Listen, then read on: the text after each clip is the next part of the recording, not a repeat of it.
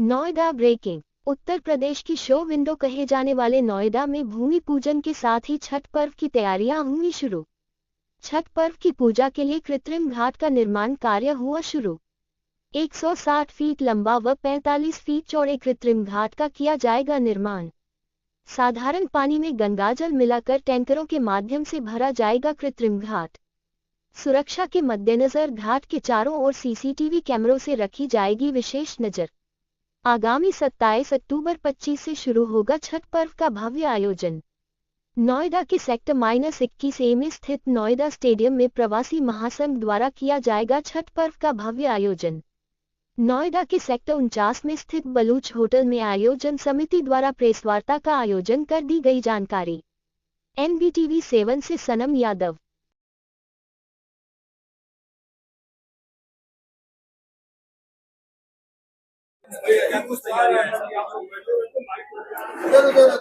देखिए, छठ पूजा को लेकर जितनी तैयारियां हैं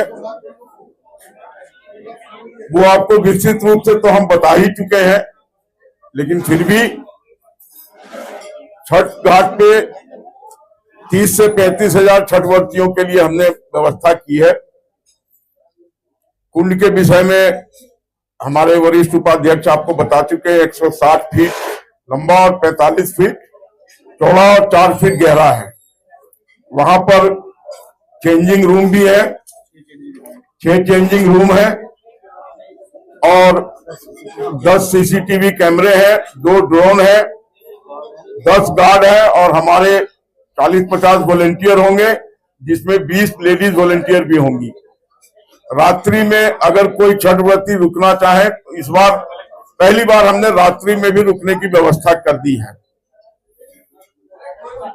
जो इसमें छठ घाट के अंदर जो जल प्रवाहित होगा वो नोएडा प्राधिकरण के सौजन्य से गंगाजल भी होता है। 6 टैंकर शाम को और 6 टैंकर सुबह, जैसा कि मेरे सहयोगी और उसके संयोजक विकास तिवारी जी बता रहे हैं। उसके अलावा 28 की सुबह में हम 1.5 क्विंटल ठेकुआ और करीब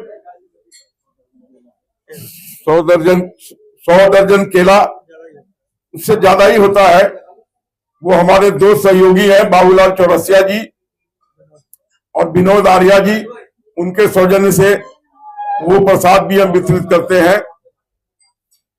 और जैसा कि अभी कुछ पत्रकार बंधु बता रहे थे, मैंने सीतामढ़ी में भी 2 क्विंटल ठेकुआ का ऑर्डर दिया है। हालांकि जो आदमी मेरा ये बनाता था वो इलेक्शन में खड़ा हो गया है। वो MP के इलेक्शन में भी खड़ा होता है, मुखिया के इलेक्शन में भी खड़ा होता है और विधायक में भी खड़ा होता है, लेकिन वो जीता कभी नहीं है। लेकिन उसने कहा है कि नहीं सर, आपका वहां से हुक्म हुआ है तो हम अपने लड़कों को बोल देते हैं कि फैक्ट्रियों के बाहर भी गाड़ी लगाने पर शुल्क वसूला जाने लगा था। अब मेरी ही फैक्ट्री के बाहर अगर कोई मुझसे मिलने आए और उसको 100 रुपए का शुल्क देना पड़े या मुझे अपनी गाड़ी खड़ा करने के लिए 100 रुपया का शुल्क देना पड़े, तो हम लोगों ने उसके विरुद्ध एक अभियान चलाया था नितिन मल्हन जी का नेतृत्व में। और मैंने कहा था उस मीटिंग में